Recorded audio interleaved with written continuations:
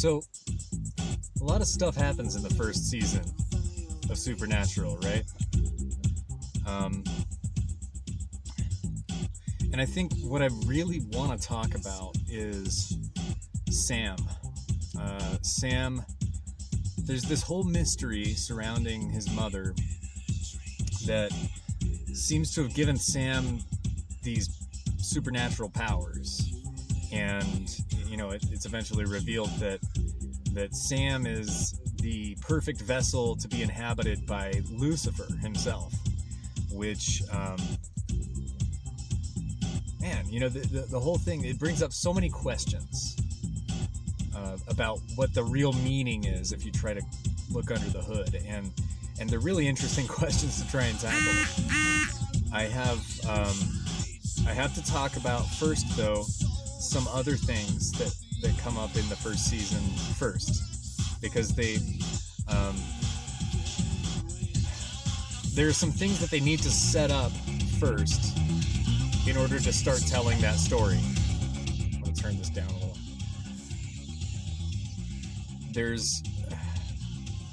There's a really important aspect of the story to set up, because if you've seen Supernatural for more than just a few seasons, then you know that sacrifice is a huge part of the story.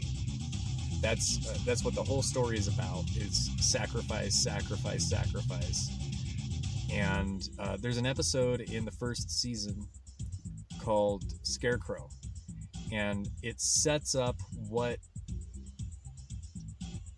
the recurring theme surrounding sacrifice is going to be for the rest of the show.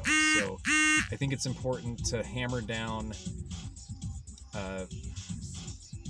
what the meaning in that episode is. So I'll refresh your memory. It's an episode where Sam and Dean start out in the episode sort of kind of divided. Like, Sam's thinking about going to San Francisco and starting a new life. And Dean's cool with that. And he's like, yeah, you know what? If that's what you got to do, that's what you got to do, bro. And so Dean's off trying to be a hunter on his own. And he goes to this town where there's a mysterious disappearance of a man and a woman that happens every year around the same time of the year. And it turns out that the people in that town are making a human sacrifice every year to this scarecrow. And the scarecrow lives in this orchard, and the scarecrow hangs from a cross in the middle of the orchard. And also there's a tree in the orchard that was brought over, and this is all revealed in a really artistic way over a long period of time, but I'm gonna just hit you with the story like a flood right now. There's a magic tree in the orchard that was brought over by the people who established the town from the old country, wherever that is, and they brought it over as a cutting from some other magic tree, and it represents this ancient tradition, and it might even be considered to represent an ancient tradition that we're not so clear on whether or not it's a good thing. And as you look at the story, it seems pretty clear that actually what we're setting up that tree to represent is an ancient tradition that is a bad thing. And that's made pretty obvious when you consider the fact that what they're doing is they're sacrificing human beings to this thing every year. That makes it kind of clear. But I think, a lot of the time when you look at stories that are about sacrifice, you have to kind of you have to be a little forgiving with your analysis of how brutal sacrifice can be, because sometimes that's what the point of the story is, that you have to make brutal sacrifices in order to get ahead sometimes, in order to move forward. Sometimes you have to sacrifice things that are really important to you. But it's pretty clear in this episode that that's not what's going on. They're sacrificing people that just pass through the town and they stop for gas, you know? And so like these people pass through town, they stop for gas, and then somebody says, oh, there's something wrong with your car. I can have that fixed for you by sundown. Don't stay in that town until sundown, dude. Just hit the road. That's what you want to say, right? But no, they hang out, and the townsfolk feed them way more food than they can handle eating. They fatten them up, and then they take them to the field where the scarecrow is. The scarecrow jumps down off of his cross and then murders them with a sickle. And that's the price they pay every year to make sure that they have an abundant harvest of apples. And that's seriously what they're making this human sacrifice in exchange for. And so really, in the broader context of when you look at all the different stories that humans have produced surrounding the idea of sacrifice, and we've made a lot of them, in that context, this story of the sacrifice these townspeople are making is the anti-sacrifice. It's they're sacrificing something that's really important in order to obtain something that's, it's not even really that clear that they couldn't have an abundant harvest if they just worked for it. I mean, like, there are neighboring towns that have orchards too, and sometimes they have, you know, droughts and stuff like that, but it's not that bad. It's not so bad that you have to kill people to get this supernatural entity to keep you in stock of apples. So it's an anti-sacrifice. And another thing that's really important about it is they aren't sacrificing their own people, which would be one thing. They're sacrificing people they've never met before, people that aren't important to them. And eventually, you know, Dean rescues a couple of these people, and so that puts the townspeople in an awkward spot. And they capture Dean, and they decide to sacrifice him, but they need to sacrifice a man and a woman every year. So they take one from amongst themselves to sacrifice. And so this is kind of important, because if you are doing this, if you in some way, in some abstract way in your life, are sacrificing really important things in order to have like daily pleasures, it becomes real for you the moment that you have to sacrifice those things of yourself. I mean, if you're making sacrifices of things that belong to other people, that's one thing, you know, but it hits home that you need to analyze, is this thing I'm getting in exchange for my sacrifices really so valuable that I should be sacrificing what I'm sacrificing for it? That question hits you when it's your own stuff that you're giving up.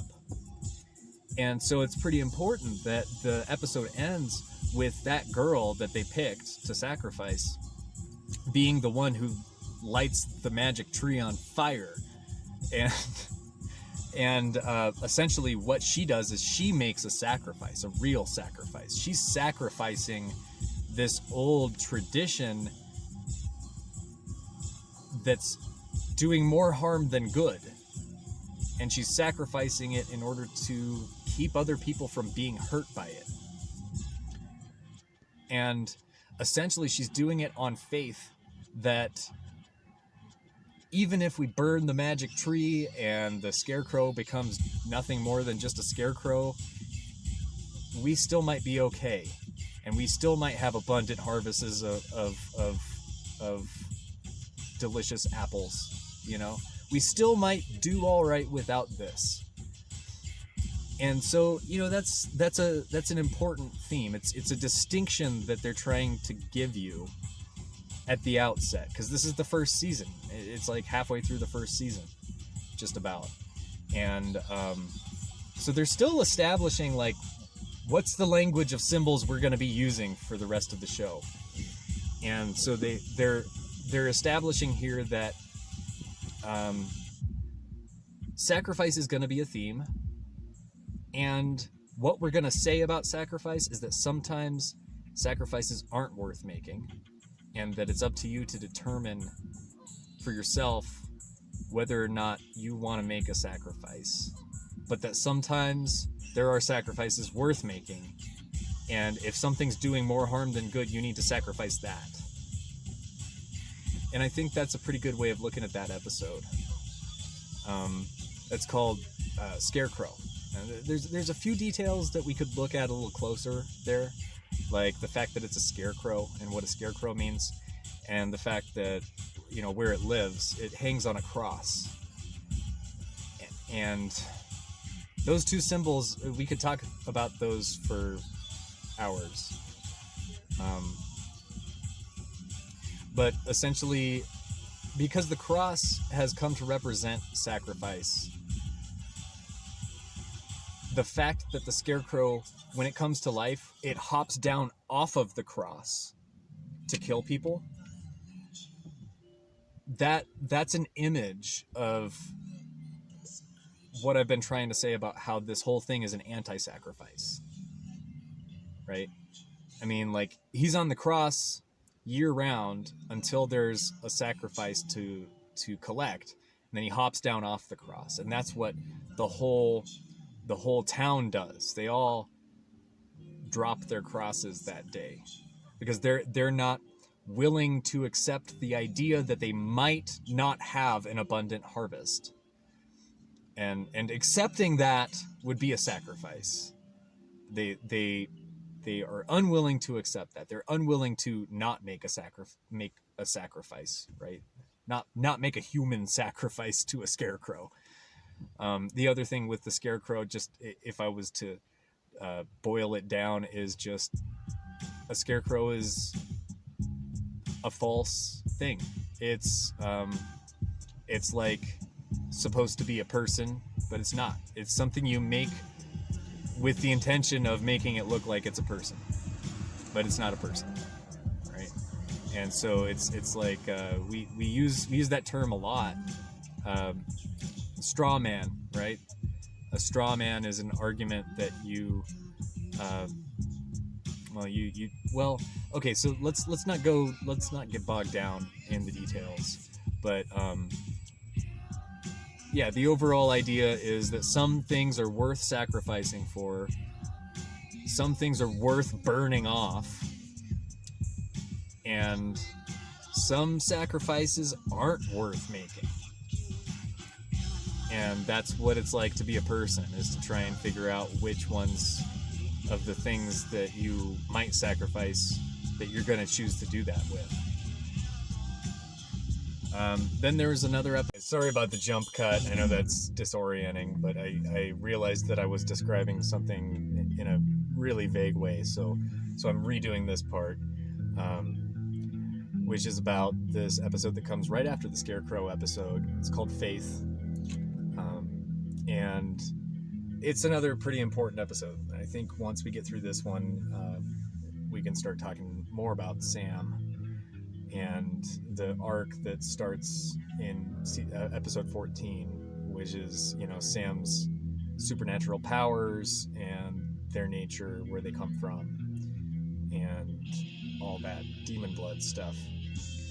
But so in Faith, Dean is damaged in a fight, and his heart has damage done to it that makes the doctors think he has something like a month left to live.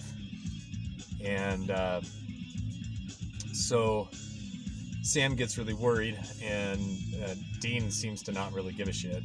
But Sam gets worried, and he takes Dean to see a faith healer.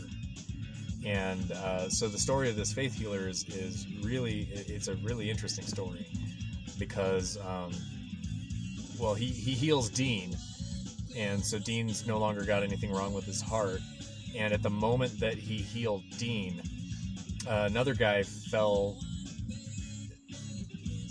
ill and immediately died from a heart attack. And the person that this happened to is somebody who doesn't smoke and works out a lot. He's a young guy. and that's stressed. Like people say that about him a couple of times during the episode, and so why is that so important? Well, I think that what we're talking about here is the idea of consequences to actions, and that's what illness represents in this episode, at least, is the consequence to actions. And the reason why I'm saying that is because of the fact that they stressed the fact that this kid who died of a heart attack, basically you could paraphrase what is said about this kid by saying that he doesn't deserve to have a heart attack. Like, he didn't earn one, right? Like, everything he did in his life was such that if you look at his life, you could say he's not at risk for a heart attack. And so another way of saying that is something like he didn't earn one. He didn't earn a heart attack. And certainly Dean didn't earn a heart attack either, but Dean was doing something risky. He was fighting this monster, and as a consequence of that, he got a heart problem. And you know, he should have died from that, but he didn't. He got healed by this faith healer. And one thing that's important to note about this faith healer is that the guy is blind, so he can't see anything. Literally, he's blind. And that, I think, is pretty significant, considering the fact that he doesn't know why he can heal people. And it turns out the reason why he can heal people is because his wife has done something. She's captured a spirit called a Reaper, and she's using the Reaper as a sort of a slave that she, whenever the faith healer starts to heal somebody and he puts his hand on this person's head or whatever, she sneaks off to a corner somewhere and pulls out this amulet and like casts a spell using the power of the Reaper. And so he doesn't know anything about what is happening, which is why he's blind. But she is using this supernatural entity to transfer the ailment from the person being healed onto somebody that she thinks is a bad person. So as soon as she finds a good victim, somebody who's in her view a bad person, she then allows him to heal somebody, basically. So like it takes a little work to unpack what's going on in this story, but I think it's pretty important, because what it's really about, I think, is personal responsibility. It's about accountability, and that you don't shift the consequences for your own actions onto somebody else. And that, I think, is manifest in the fact that when the Reaper does this, the Reaper takes Dean's heart problem and gives it to someone else. That person doesn't just get a heart problem. That person gets a heart attack and dies. Like we can assume that Dean wasn't, like, at that very moment about to die, like when the healer healed him. He just had a heart problem and had maybe a month left to live. But what's transferred onto the other guy is not a heart problem with a month left to live. It's death by heart attack. So the reason why is because if it were a heart problem that were just transferred onto the next guy, then that guy could go to the healer and have the heart problem transferred onto another next guy, and this could just keep on going. We could play musical heart attack forever, and then the consequences would never actually affect anybody in the long run. I mean, there would be the minor inconvenience that every now and again you have to go to the faith healer to have your problem transferred onto the next guy. But yeah, so I think it's kind of important that I mention that, you know, I'm not saying that if you get sick that that's something that's your fault. That's not what I'm trying to say here. What I'm trying to say is something about what the illness represents, just in the context of this episode. because what they're trying to use it to say, I think, is something about responsibility. And the fact that you lose something when you transfer responsibility for someone's situation onto someone else, and you lose the ability to empathize with someone who's having hard times, right? Like if you look at somebody who's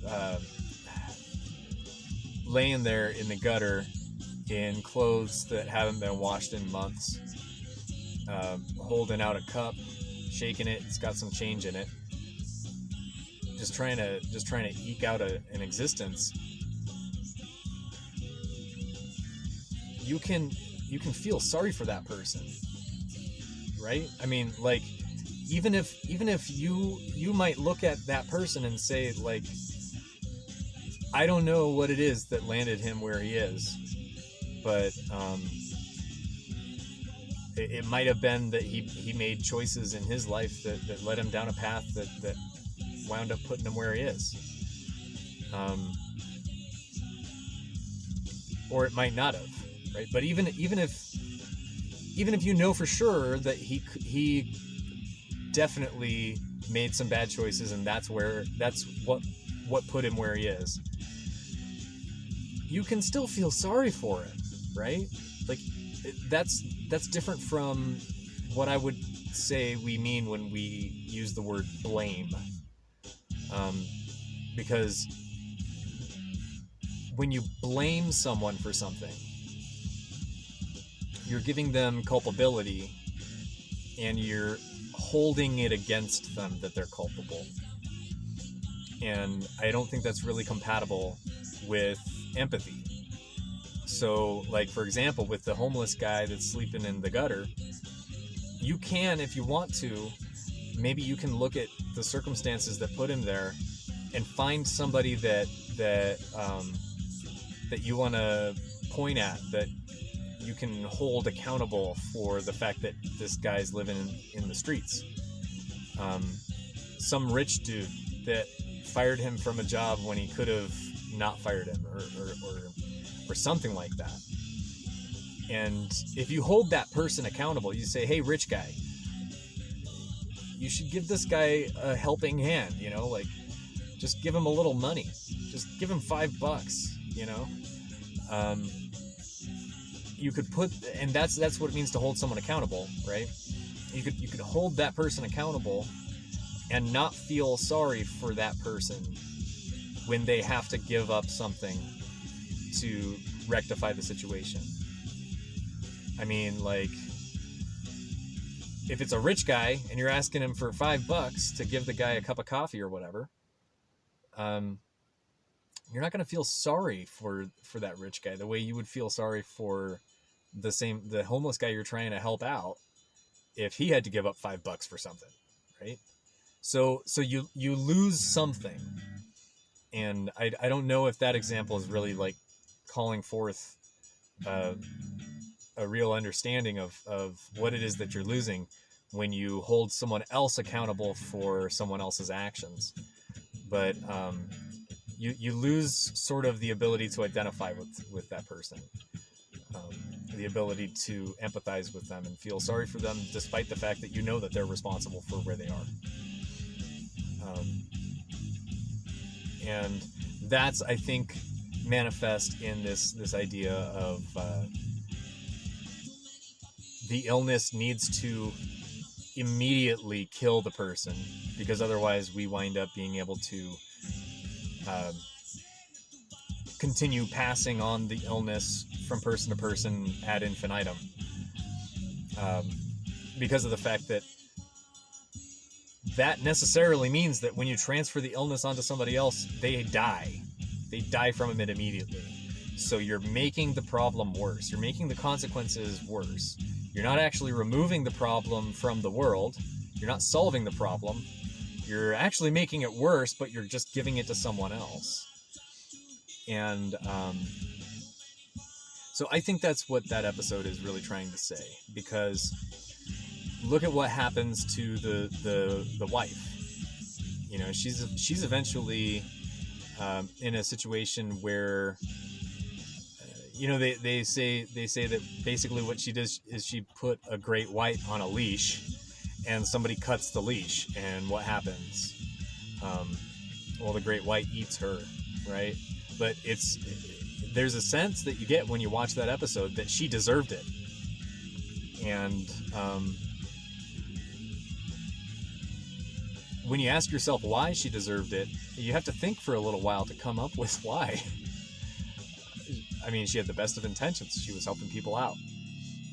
And a part of it is that she's deciding who gets consequences. She's not allowing the world to decide who gets consequences. She's picking out people.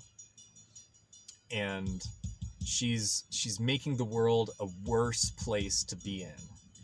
So she has to pay for that. And she pays with her life.